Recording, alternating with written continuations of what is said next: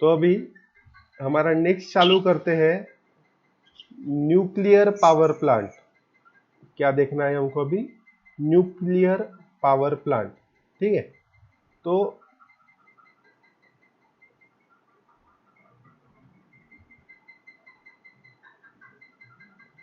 अब ये nuclear power plant कैसे रहता? ठीक है, तो हमको थोड़ा न्यूक्लियर पावर प्लांट पढ़ने के पहले हमको उसको इंस्टॉल कहाँ पे करना है। जैसे पहले थर्मल पावर प्लांट का देखा था हमने, डीजल पावर प्लांट का देखा, गैस पावर प्लांट का देखा, वैसे ही हमको न्यूक्लियर पावर प्लांट अगर हमको कहीं पे इंस्टॉल करना है तो हमको वो कहाँ पे करना चाहिए, कहाँ पे कर रहे हैं उसको, ये कुछ पॉइंट कंसीडर करना है। सबसे पहले availability of water. Nuclear power plant में भी सेम थर्मल पावर प्लांट जैसे water is converted into steam. तो हमको क्या लगेगा यहाँ पे? वाटर। तो water is good as a secondary fuel. So ample amount of water, ample मतलब ज्यादा, ample amount of water should be available near power plant, so the power plant should be located near seashore, ocean और river। कोई समुंदर के पास या फिर कोई नदी के पास हमको न्यूक्लियर पावर प्लांट को लगाना है। डिस्टेंस फ्रॉम पॉपुलेटेड एरिया, ये बहुत इंपॉर्टेंट पॉइंट है। ये न्यूक्लियर पावर प्लांट में सबसे ज्यादा एक्सीडेंट होते हैं, इसलिए from the safety point of view power plant should be located away from the populated area. कोई सिटी में, जैसे अपने इधर थर्मल पावर प्लांट है ना सिटी में, वैसे कोई न्यूक्लियर पावर प्लांट हम कोई सिटी के पास में नहीं लगा सकते। क्यों नहीं लगा सकते मैं आगे जाके बताऊंगा। Easy access, there should be easy access toward the side of power plant for the transportation of machinery, equipment, fuel and man power etc। ठीक है, तो अगर कुछ हमको जैसे पावर प्लांट के लिए किसी को आना जाना रहता, जो लेबर है उनको आने के लिए रास्ता चाहिए प्रॉपरली, जो मशीनरी आते हैं, बड़े बड़े इक्विपमेंट आते हैं, उसको भी आने जाने के लिए एक प्रॉपर रोड वगैरह होना चाहिए, उसको हम इजी ऑफ एक्सेस बोलेंगे। उसके बाद availability of land. Nuclear power plant, ये देखो फोटो है उसका, देखो कितना बड़ा रहता, सबसे ज्यादा जगह लगती इसको थर्मल पावर प्लांट जितनी। तो अवेलेबिलिटी ऑफ लैंड क्या होनी चाहिए? ज्यादा होनी चाहिए। और sufficient land should be available for the short storage of radio active waste, for staff quarter and for future expansion of power. जैसे रेडियो एक्टिव एलिमेंट यहाँ पे यूज करते हैं, वो कैसे यूज करते हैं वो भी मैं बताऊंगा। उसको रखने के लिए अलग से जगह चाहिए, स्टाफ क्वार्टर के लिए जगह चाहिए, जैसे अपने यहाँ पे ऊर्जा नगर है। और अगर कुछ फ्यूचर में एक्सपांशन करना है पावर प्लांट का, इसका मतलब जैसे पावर प्लांट देखो अपने यहाँ पे 2 यूनिट बाद में बने, वो 2 चिमनी दिखती ना बड़ी कूलिंग टावर, वो बाद में बने। अगर वो हमारे पास जगह ही नहीं रहती थी तो बन सकते थे क्या? नहीं। अपन अपने घर पे भी कैसे घर बांधते हैं, ऊपर बांधने के लिए भी जगह छोड़ के रखते हैं या फिर साइड में बांधने के लिए जगह छोड़ के रखते हैं। क्यों? ताकि आगे जाके मुझे कुछ एक्सपांशन करना है फ्यूचर में तो वहां पे होना चाहिए। बाद में कॉस्ट ऑफ द लैंड, सबसे इंपॉर्टेंट, जगह जितनी सस्ती होगी उतना पावर प्लांट का खर्चा क्या आएगा? कम आएगा। Plant should be constructed in plain land, वो जो लैंड होनी चाहिए वो उसमें पत्थर या फिर कुछ मिट्टी वगैरह, उस पहाड़ जैसे वगैरह एरिया नहीं चाहिए, उधर पूरा प्लेन होना चाहिए। कंडीशन ऑफ लैंड सॉइल, अभी इतने बड़े बड़े इक्विपमेंट लगेंगे, ये देखो दिख रहा है कितने बड़े बड़े इक्विपमेंट लग रहे हैं। अगर इतने बड़े बड़े इक्विपमेंट लगेंगे और जो सॉइल है अगर वो एकदम नरम हो रहेगी, सॉफ्ट रहेगी, तो वो बेयर कर पाएगी क्या? वाइब्रेशन होने के बाद बड़ी मशीन को वो पूरा जमीन के अंदर लेके जाएगी। इसलिए क्या प्रॉपर होना चाहिए? Better foundation. फाउंडेशन मशीनरी और इक्विपमेंट एंड बिल्डिंग को कैरी करने के लिए, नहीं तो पूरा का पूरा जमीन के अंदर धंस जाएगा। ठीक है, next is distance from load centre. ये भी पॉइंट हमने बहुत बार देखा है पिछले पावर प्लांट में। Power plant should be located near the load center to reduce the transmission cost and transmission loss. Distance from airport. अभी इसकी चिमनी देखो कितनी हाइटेड है, इतनी हाइटेड है देखो। अगर इसको मैं एयरपोर्ट के पास अगर इसको बांधता हूँ तो प्लेन यहाँ पे आके ऐसे टकरा सकता ना, और यहाँ पे प्लेन अगर गिर गया ना पूरा का पूरा आधा महाराष्ट्र पूरा ब्लास्ट हो जाएगा। इतना पावर रहता है न्यूक्लियर पावर प्लांट में। ठीक है, तो ये थोड़ा दूर होना चाहिए एयरपोर्ट से। एरिया फ्री फ्रॉम अर्थक्वेक, ये क्यों हम इतने पॉइंट देख रहे हैं इसको? न्यूक्लियर पावर प्लांट सबसे डेंजर है, उधर एक्सीडेंट होने के बहुत ज्यादा चांसेस है। किसका तो भी आवाज आ रहा है। एरिया फ्री फ्रॉम अर्थक्वेक, अगर कुछ वहां पे भूकंप वगैरह आ रहे हैं तो ऐसा वहां पे नहीं होना चाहिए। अभी ये इतने क्यों पॉइंट देख रहे हैं? तो क्योंकि न्यूक्लियर पावर प्लांट बहुत ज्यादा डेंजरस है।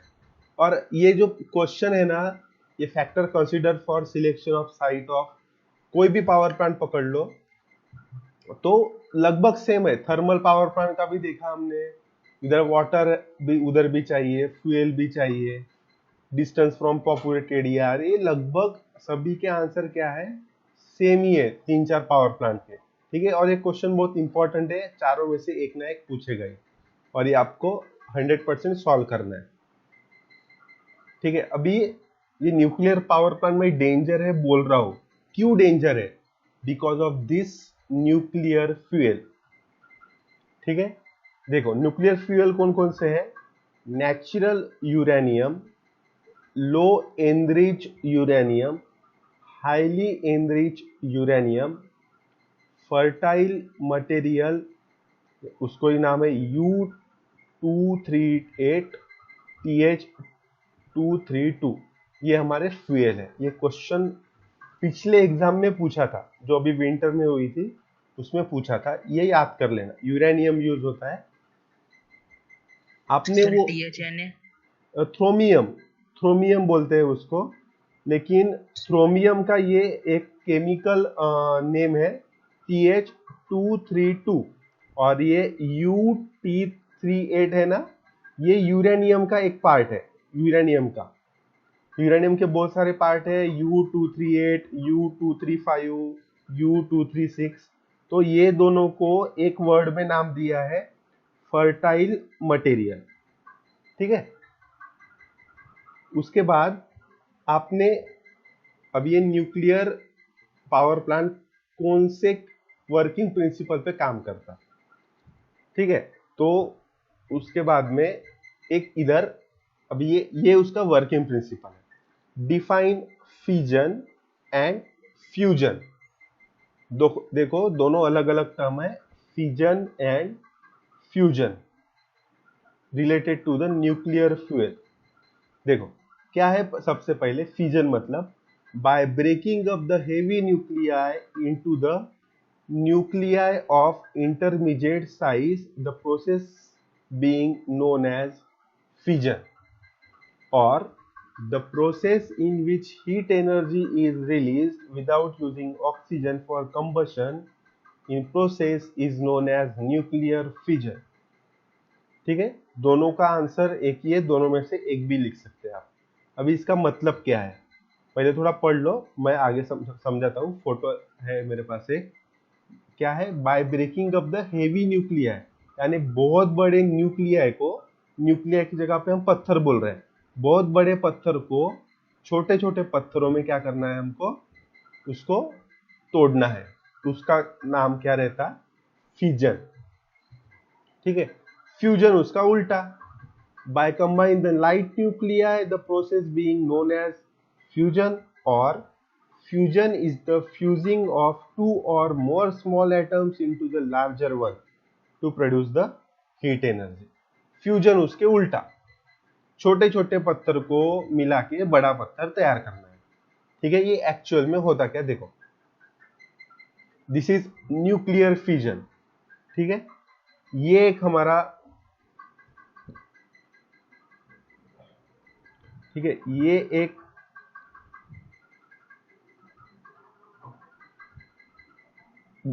न्यूक्लियर ये है न्यूक्लियर फ्यूल है, यूरेनियम बोलते हैं हम इसको, एग्जाम्पल फॉर एग्जाम्पल यूरेनियम। ये एक बहुत बड़ा यूरेनियम है, मैं क्या कर रहा हूँ इधर आगे जाके उसको सेपरेट कर रहा हूँ, ये यहाँ पे, ठीक है, इधर जाके मैं उसको सेपरेट कर रहा हूँ, बहुत बड़े यूरेनियम को मैं तोड़ रहा हूँ, तो इसके दो टुकड़े हो गए ना। जब ये दो टुकड़े होते ना, ये बीच में इतना सारा हीट एनर्जी प्रोड्यूस होता है, वो हीट एनर्जी हमको यूज करना है वाटर को बॉईल करने के लिए। समझ में आया? जो हम कोल को जलाने के बाद यूज करते हैं ना, वही हीट एनर्जी, इसे यहाँ पे जो हीट एनर्जी निकल रही है, वहां पे हम वाटर को बॉईल करेंगे। कब होगा ये?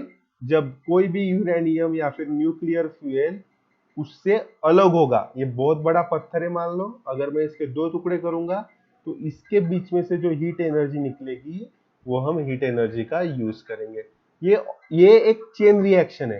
इसके दो टुकड़े हो गए ना, आगे जाके उसके चार टुकड़े होंगे, 4 के 8, 8 के 10, 10 के 12, और ये चेन रिएक्शन कभी रुकती नहीं, कुछ भी कर लो आप। उसके लिए एक अलग से एक दूसरा मटेरियल यूज करना पड़ता है, उसका नाम है बोरॉन। बोरॉन करके नाम है।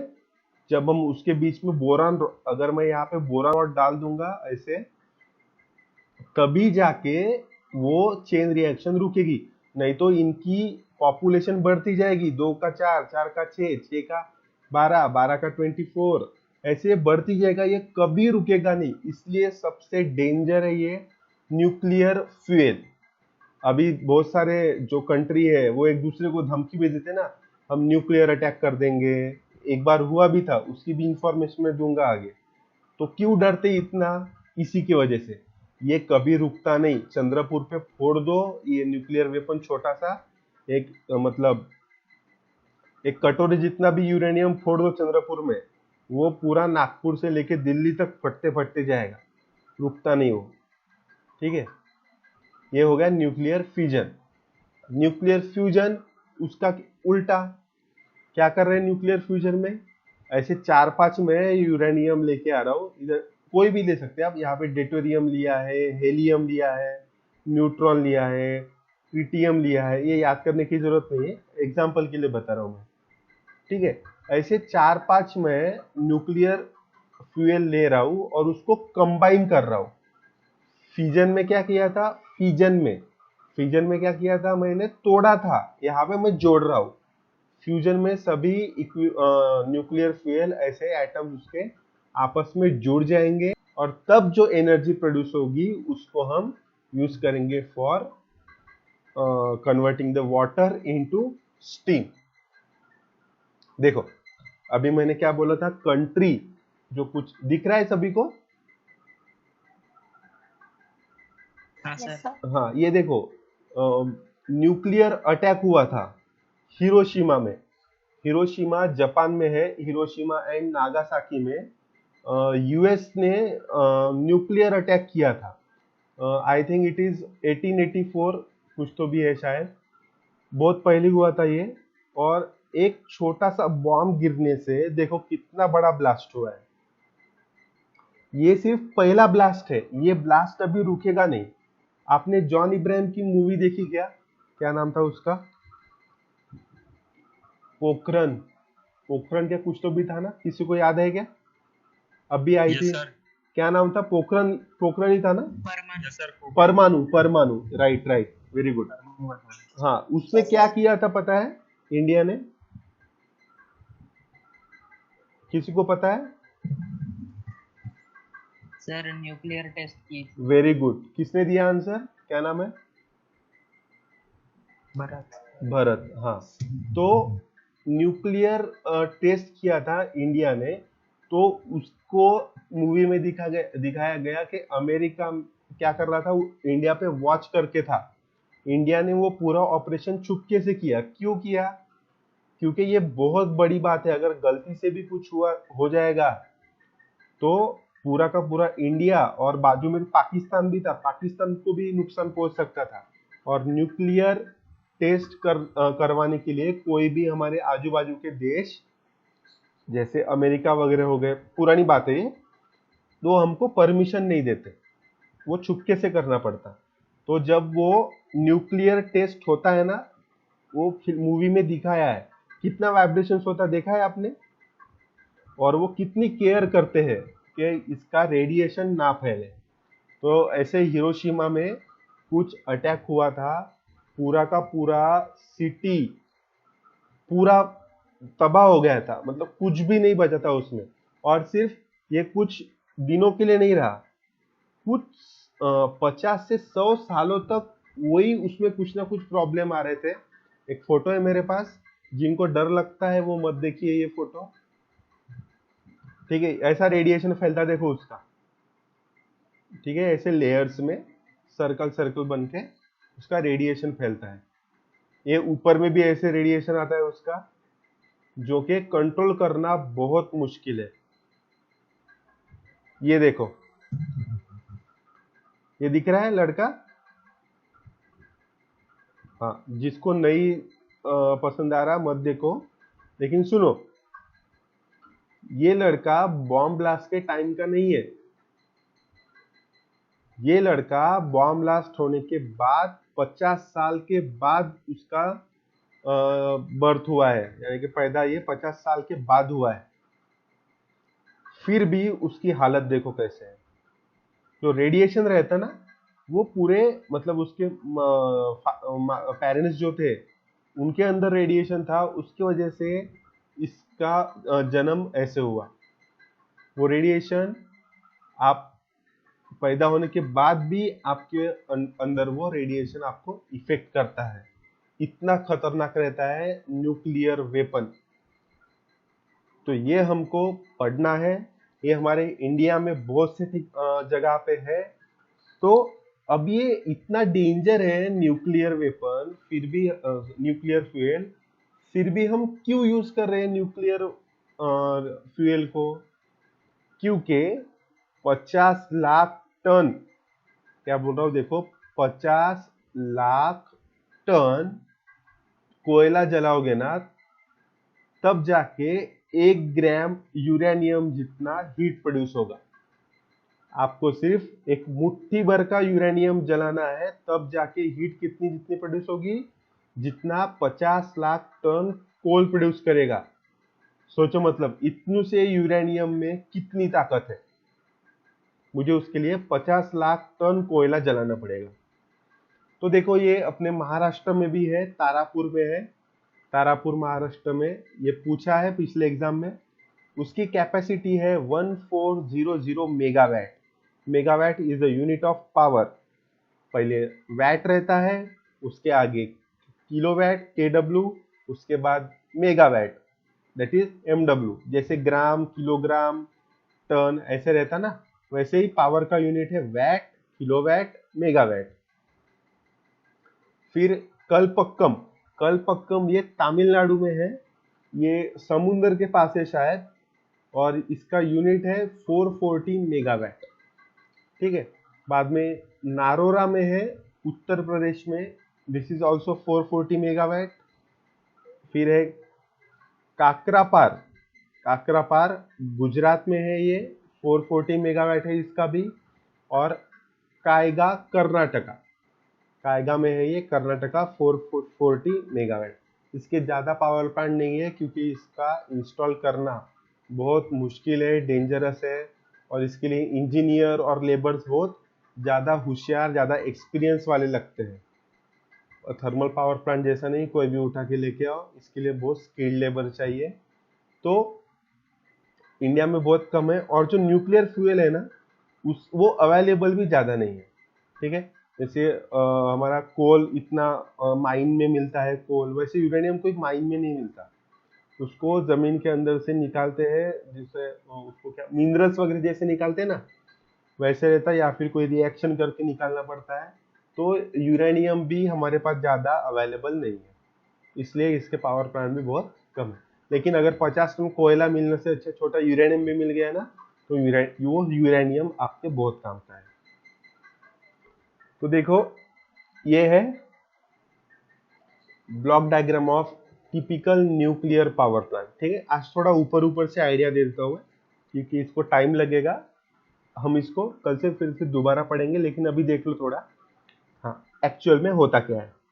अपने को कोल पावर प्लांट जैसा ही है, क्या करना है, रिवर में से पानी को उठाना है, बॉयलर में जाके उधर कोयला जलाना है, कोयला जलाने से जो हीट प्रोड्यूस होगी वो वाटर को क्या करेगी, स्टीम में कन्वर्ट करेगी।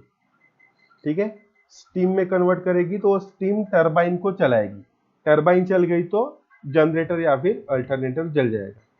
ठीक है, उसको ही चलाना है अपने को। लेकिन मैं यहाँ पे कोयला यूज नहीं कर रहा हूँ, कोयला नहीं तो बॉयलर नहीं। ठीक है, हाँ तो देखो क्या चाहिए अपने को स्टीम बनाने के लिए। सबसे पहले स्टीम बनाने के लिए क्या चाहिए, आंसर दो। वाटर। Very good. वाटर कहाँ से आया, रिवर में से। ठीक है, रिवर में से आया ऐसे, इधर कूलिंग टावर में जाएगा। क्यों, वो वापस आने के बाद बताऊंगा। ठीक है, इधर से पानी आया, ऊपर गया, फिर इधर कंडेंसर में से इधर हीट एक्सचेंजर में आया। ये हीट एक्सचेंजर क्या है पता है क्या, जो बॉयलर है ना सेम वैसे ही काम करता है। बॉयलर में कोयला जलाते हैं अपन, इधर क्या जलाएंगे, न्यूक्लियर रिएक्टर। ठीक है, तो इधर आएगा और पानी इधर आके रहेगा। ठीक है, इधर पानी स्टोर हो गया। अभी अभी अपने को क्या लाना पड़ेगा, यहाँ पे कोयला जैसे जलता है ना वैसा ही कुछ तो भी लाना पड़ेगा। तो मैं क्या कर रहा हूं,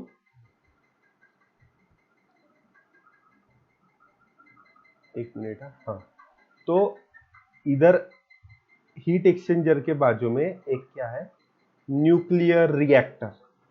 न्यूक्लियर रिएक्टर मतलब बंकर। बंकर मतलब जो जमीन के नीचे रहता है ना, पूरा क्लोज रहता है। वो मूवी में भी दिखाया था परमाणु में, अंदर वो ऐसा कुआं खोदते, वो कुएं के अंदर न्यूक्लियर टेस्ट होता, और वो जो कुआं जो रहता है वो इतना सील पैक रहता है कि उसका रेडिएशन बाहर नहीं आता। बहुत बड़ा कंक्रीट का उसका दीवार रहता है, और बीच में कुछ मेटल पार्ट भी यूज करते हैं, स्पेशल मेटल भी यूज करते हैं, बोरॉन वगैरह, ताकि वो उसका न्यूक्लियर का रिएक्शन बाहर ना आए, रेडिएशन बाहर ना आए।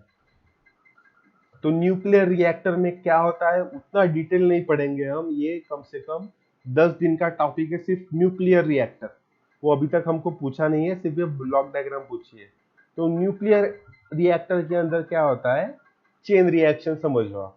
यहाँ पे न्यूक्लियर वेपन, जो न्यूक्लियर फ्यूल है यूरेनियम, उसको मैंने यहाँ पे डाल दिया।